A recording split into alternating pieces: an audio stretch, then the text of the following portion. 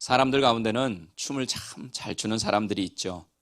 춤을 잘 추는 사람들 가운데는 배워서 잘 추는 사람도 있지만 진짜 춤을 잘 추는 사람은 배워서 춘다기보다는 본능적으로, 선천적으로 음악에 맞춰서 춤을 추는 사람들입니다.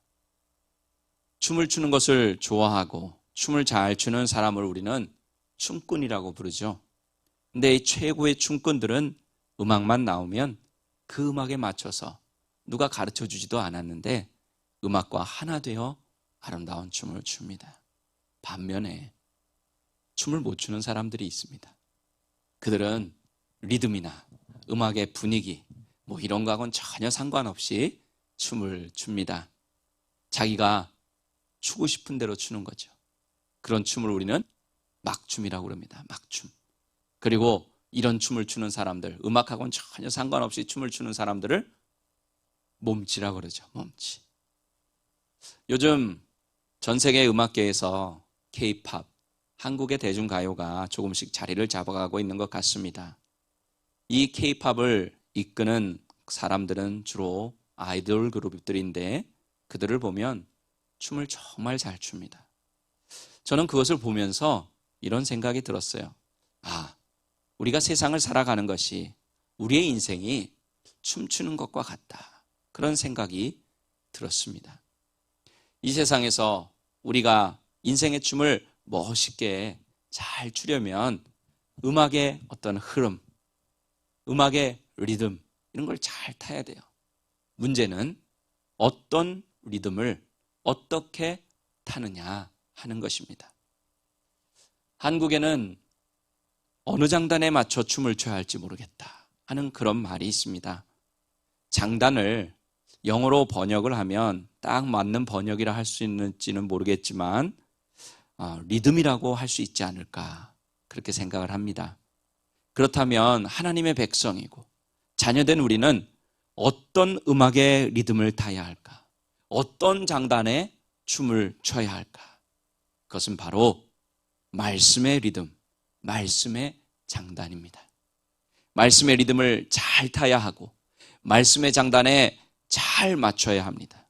즉 우리는 하나님의 말씀대로 살아야 한다는 것입니다.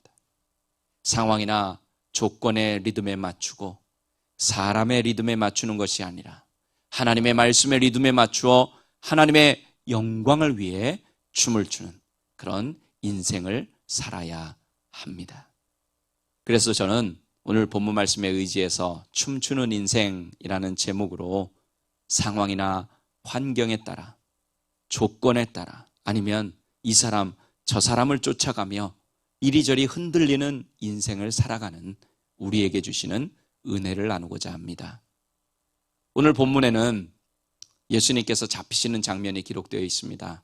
본문에서 우리는 예수님이 잡히시던 그 밤, 그 현장에 있던 사람들의 모습 생생하게 상상을 해 볼 수 있습니다.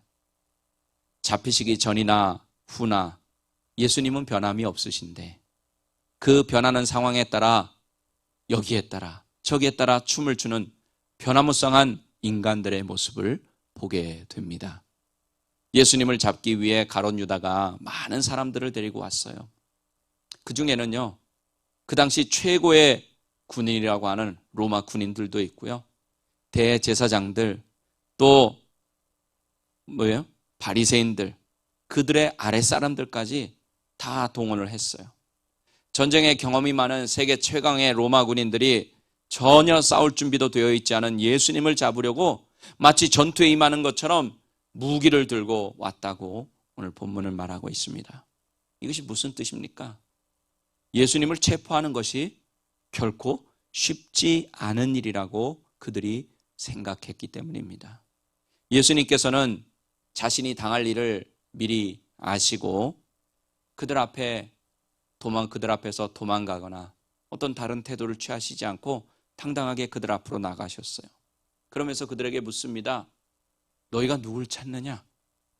그들이 나사렛 예수라고 대답을 하자 예수님이 내가 그다고 그라고 말씀하셨어요. 예수님께서 그들에게 내가 너희가 찾는 예수라고 대답하자 그들은 어떤 반응을 보입니까? 본문 6절 말씀을 이해를 돕기 위해서 세번역 성경으로 한번 읽어보겠습니다. 예수께서 그들에게 내가 그 사람이다 하고 말씀하시니 그들은 뒤로 물러나서 땅에 쓰러졌다. 아멘. 로마의 군인들, 또 예수를 잡으러 온 많은 사람들이 예수님이 너희가 찾는 그 사람이 바로 나라 하는 그 말 한마디에 모두 뒤로 물러나서 땅에 쓰러졌다. 이렇게 말씀하고 있어요. 물론 우린 예수님은 하나님이시니까 그 말 한마디로 무술에서 장풍처럼 바람을 맞아 쓰러진 것처럼 그렇게 그 사람들을 쓰러뜨리셨을 수도 있을 것입니다. 근데 오늘 본문을 잘 보면 물러나서 땅에 쓰러졌다. 그들이 놀란 거예요. 예수님 자체를 두려워했던 것입니다. 여러분 한번 생각해 보세요. 지금처럼 밤에도 가로등이 막 환하게 켜 있고 그런 시대가 아니잖아요. 2000여 년 전에는 깜깜하면 앞이 보이질 않아요. 근데 겨우 횃불 들고 불 들고 찾아간 건데 그 산에서 갑자기 자기네들이 찾는 예수님이 나라고 하니까 놀란 겁니다. 이미 그 전부터 마음이 편치 않았어요, 이 사람들은. 그때 이 광경을 지켜보던 제자들이 있었겠죠. 그 중에 베드로가 어떤 행동을 취합니까? 오늘 본문 10절 말씀 같이 한번 읽어볼게요.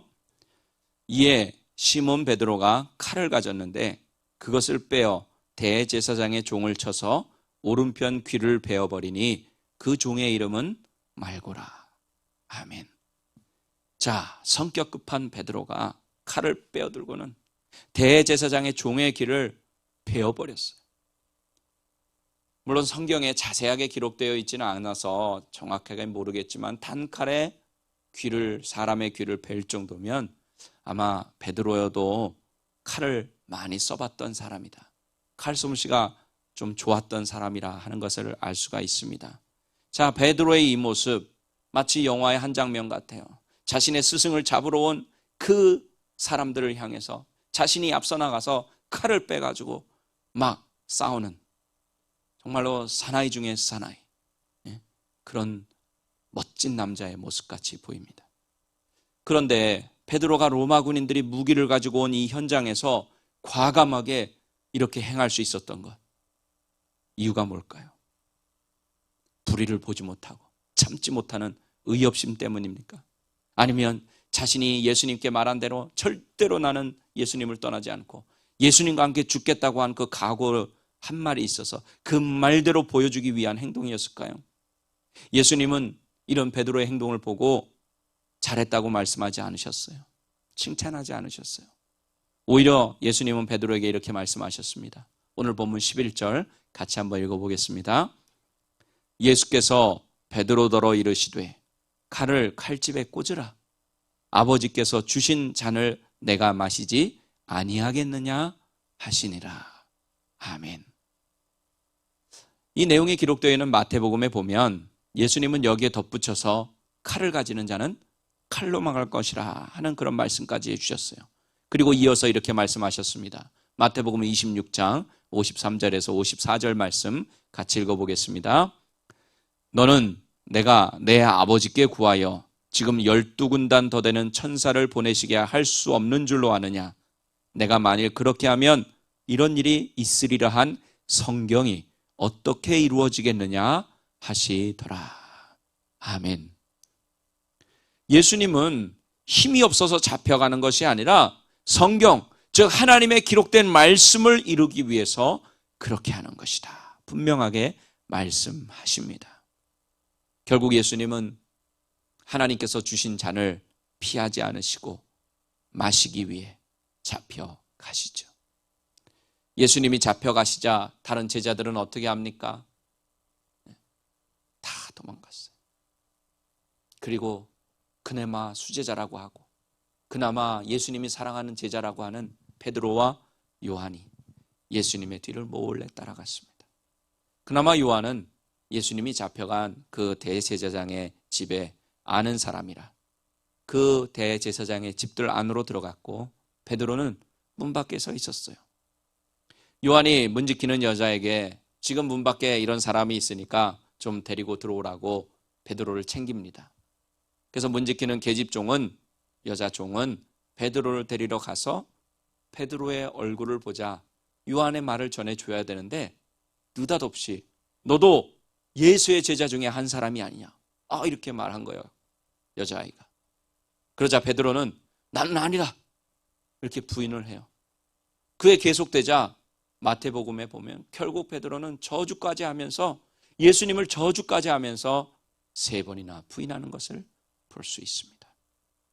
자, 이 모습이 여러분 좀 낯설지 않으세요? 방금 전까지 우리가 알고 있는 그 겟세마네 동산에서의 그 베드로의 모습, 칼을 빼가지고 대제사장의 종의 귀를 갖다가 한 방에 베어버릴 정도로 막 그렇게 용감했던 베드로의 모습과 좀 대조적이지 않습니까? 만약 베드로가 로마 군인들 앞에서 칼을 뽑아 들었던 것이 어떤 불의를 참지 못한 의협심, 또는 스승인 예수님을 지키고자 하는, 자신이 뱉은 말에 대한 것을 지키고자 해서 그렇게 죽고자 하는 각오로, 또 믿음의 결단으로 했던 것이라면 베드로는 지금 하찮은 계집종의 말에 어떤 반응을 보여야 맞는 것이겠습니까? 그래? 맞다. 지금 네가 말하는 내가 예수의 제자다. 나도 잡아가려면 잡아가라. 죽일 테면 죽여봐라. 이렇게 반응해야 되는 게 앞뒤가 좀 맞지 않습니까? 하지만 베드로는 주님을 저주까지 하면서 부인했어요. 자기도 예수님처럼 잡혀서 죽게 될까 봐 두려웠던 것입니다. 자, 우리가 알고 있는 대로 예수님을 따랐던 12제자 베드로와 다른 제자들은 예수님께 기대했던 모습들이 있어요. 예수님이 드디어 우리 이스라엘 민족을 구원할 메시아구나, 저 로마의 압제로부터 구원할 왕이시구나, 이렇게 생각을 해서 쫓아다녔던 것입니다. 그들이 원했던 건 자신의 나라의 독립이었어요. 그리고 더 나아가서 그 예수님이 왕이 되시면 어떻게 하기 위해서 그 옆자리에 또는 좀 높은 자리 한 자리 하려고 하는 것, 그들의 생각이었습니다. 예수님이 결코 잡히지 않을 거야, 우리가 믿는 예수님은 하나님의 아들이야, 메시아야, 안 잡힐 거야, 그런 생각을 하고 있었는데 예수님이 스스로 나가서 잡히시니까 이들이 멘붕이 온 거예요, 요즘 말로 하면. 그러니까 그 전까지는 막 칼을 빼어들고 막 싸울 기세였는데 예수님이 힘없이 잡혀나가자 자신들이 생각했던 그 예수님의 모습과는 180도 완전히 다른 모습이니까 어떻게 한 거예요? 다 도망가 버린 거예요. 벌벌 떨며 두려워가지고 자기도 죽을까 봐 예수님을 부인하게 된 겁니다. 제가 이 말씀을 이렇게 자세히 드리는 이유는 상황에 따라서 이랬다 저랬다, 상황의 리듬에 맞춰서 춤을 추는 인간의 모습이 무려 하나님의 아들인 예수님과 3년 이상 동고동락하며 천국의 말씀을 듣고 기적의 현장에 있었던 베드로와 제자들에게도 나타났다는 그 사실을 보면서 우리의 신앙의 모습과 인생의 모습을 볼 수 있어야 하기 때문입니다. 예수님께서는 오병이어의 기적을 일으키신 후에 예수님을 따라온 무리들에게 이렇게 말씀하셨어요. 요한복음 6장 26절 같이 읽어보겠습니다. 예수께서 대답하여 이르시되 내가 진실로 진실로 너희에게 이르노니 너희가 나를 찾는 것은 표적을 본 까닭이 아니요 떡을 먹고 배부른 까닭이로다. 아멘.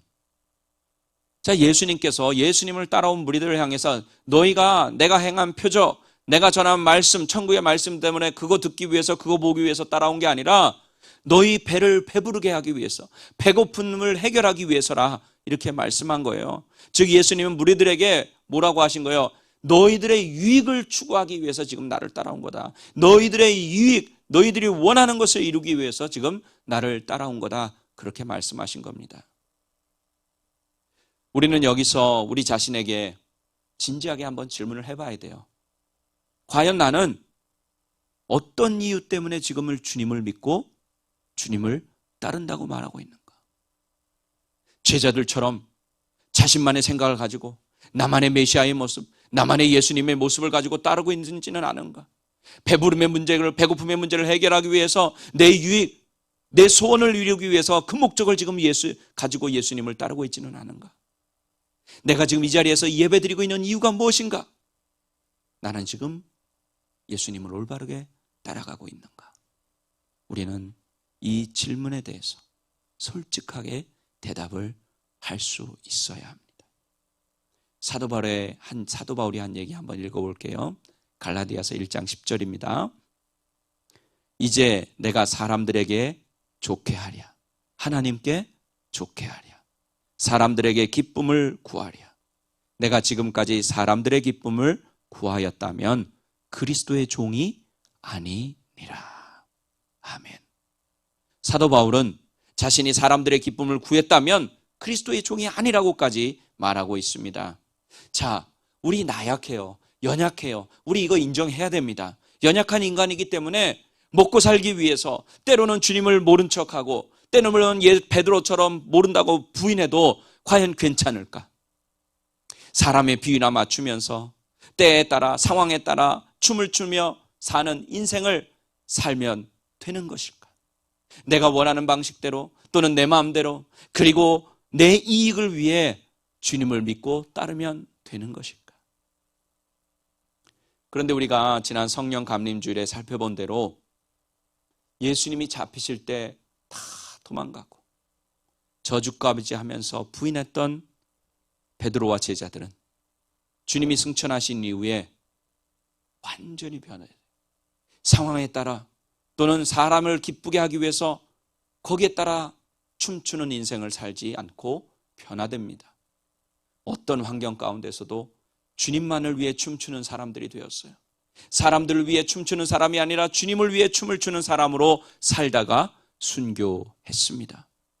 지난 주일에 본문인 사도행전 4장에 보면 사도들이 복음을 전하다가 공회에 잡혀오게 됩니다.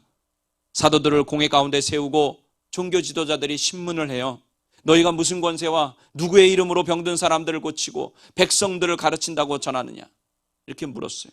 그때 베드로는 담대하게 너희가 십자가에 못 박고 하나님이 죽은 자 가운데서 살리신 나사렛 예수 그리스도의 이름으로 병을 고치고 가르친다. 이렇게 대답을 합니다. 이 베드로의 확신에 찬 그 말에 공회는 어떤 비난도 할 수가 없었어요. 하지만 종교 지도자들은 이들이 전하는 그 복음, 또 예수님의 복음이 전파되는 것, 또 그들이 행하는 표적이 전파되는 것이 두려웠기 때문에 사도들을 위협해서 이제 앞으로는 예수님의 이름도 말하지 말고 가르치지도 말라 이렇게 경고를 하고 내보내죠. 그때 베드로와 요한이 유명한 말을 합니다. 사도행전 4장 19절에서 20절 말씀, 우리가 하는 말처럼 한번 읽어볼게요. 베드로와 요한이 대답하여 이르되 하나님 앞에서 너희의 말을 듣는 것이 하나님의 말씀을 듣는 것보다 옳은가 판단하라. 우리는 보고 들은 것을 말하지 아니할 수 없다 하니. 아멘. 사람의 말을 듣는 것이 옳으냐 하나님의 말씀을 듣는 것이 옳으냐 너희들 판단하라는 거예요. 자, 이 베드로가 어떤 사람이었습니까? 계집종의 말 하나에 마음이 흔들려가지고 자기 스승을 저주까지 하면서 부인했었던 그 베드로가 어떻게 이렇게 단시간 내에 변화될 수 있는가? 대제사장들과 공회 앞에서 어떻게 목숨까지 내어놓는 그 심정으로 담대하게 이야기하는 그런 사람이 될 수 있었을까? 그 답을 사도행전 4장 8절은 이렇게 말합니다. 같이 읽어보겠습니다. 이에 베드로가 성령이 충만하여 이르되 백성의 관리들과 장로들아. 아멘. 자, 베드로가 이렇게 담대하게 말할 수 있는 것, 이런 사람으로 변화될 수 있는 것은 바로 성령으로 충만했기 때문이에요. 오순절 마가의 다락방에서 간절히 기도했을 때 베드로와 제자들 또 그 다락방에 함께 기도했던 120명의 모든 사람들에게 성령 세례가 임하고 성령의 충만함을 받았습니다. 지난 주일에도 성령 충만함을 받아야 된다, 이렇게 말씀을 드렸는데요. 우리는 연약한 인간이기 때문에 상황에 따라 춤을 춰요. 또 사람에 따라 춤을 춰요. 그래서 사람의 비율을 맞춰요. 하지만 우리가 성령에 충만하면 어떤 상황 가운데 있을지라도, 누가 뭐라 해도 말씀의 리듬에 맞춰서 예수님만을 위해서, 하나님만을 위해서 춤을 출 수 있습니다. 그래서 우리 그리스도인들은 늘 성령 충만하기를 구해야 합니다. 꿈에도 소원은 성령 충만이 되어야 하는 것입니다. 목사님들이 하는 이야기를 들어보면 도대체 성도들의 어느 장단에 맞춰야 될지 모를 때가 있다, 그렇게 이야기합니다. 교회는 다양한 사람들이 모이고 개성이 강하니까 목회자나 교회에 요구하는 것이 많습니다. 다양해요. 그 의견들이 서로 다를 때가 또 대부분이에요. 그러다 보니까 이쪽 의견을 들어주자니 저쪽이 걸리고, 저쪽 의견을 들어주자니 이쪽에 걸리고, 도대체 어느 장단에 맞춰 춤을 춰야 되는지 모르겠다는 그런 이야기입니다. 이럴 때는 어떻게 해야 될까요? 여러분은 어떻게 생각하세요? 이쪽도 저쪽도 아니라 우리는 하나님의 말씀의 장단에, 하나님의 말씀의 리듬에 맞춰 춤을 춰야 합니다. 사람의 비율을 맞추고자 춤을 추는 것이 아니라 하나님을 위해서, 예수님을 위해서 춤을 춰야 합니다. 그러면 목사인 저만 그래야 할까요? 아니에요. 하나님의 백성된, 하나님의 자녀된 여러분도 하나님의 말씀의 리듬에 맞춰서 춤을 추는 인생을 살아야 합니다. 하나님을 위해서 춤을 춰야 합니다. 돈의 리듬에, 권력의 리듬에, 환경이나 조건의 장단에 맞춰서 춤을 춰서는 안 됩니다. 즉 우리의 모든 삶의 기준은 하나님의 말씀이 되어야 합니다. 말씀이 예라고 하면 다른 사람들이 다 아니오라고 해도 우리는 예, 맞습니다, 이렇게 얘기할 수 있어야 하고, 말씀이 아니라 하면 다른 사람들이 다 맞다고 해도 우리는 아니라고 분명히 할 수 있어야 합니다. 뭐 예를 들면 요즘 한국도 그렇고 여기도 그렇고 동성애가 여전히 이슈가 되고 있어요. 여기도 분명히 이야기할 수 있어야 돼요. 우리는 세상적으로 동성애자들도 사랑하고 또 그들도 예수의 사랑으로 섬기는 건 맞아요. 그렇지만 성경에 동성애는 아니다, 죄다, 이렇게 말씀하셨으면 우리는 그렇게 말씀대로 말할 수 있어야 한다는 것입니다. 그리고 우리는 하나님의 말씀이 가라고 하면 하나님이 그만두라고 할 때까지 가는 거예요. 이것이 하나님의 자녀된 우리가 살아가야 하는 삶의 방식인 줄로 믿습니다. 사막을 횡단할 때 지도보다 더 중요한 것이 있다고 몇 번 말씀드린 적이 있어요. 여러분 기억하세요? 그것은 무엇입니까?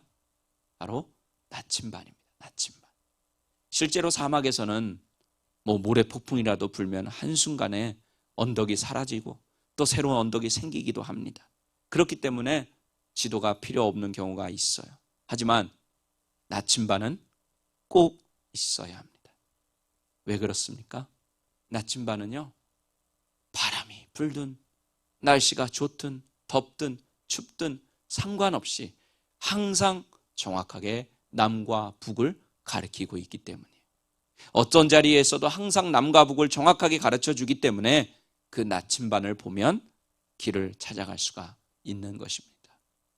하나님께서 우리에게 우리 인생의 나침반을 주셨어요. 얼마나 감사한지 모릅니다. 그것이 무엇입니까? 하나님의 기록된 말씀입니다.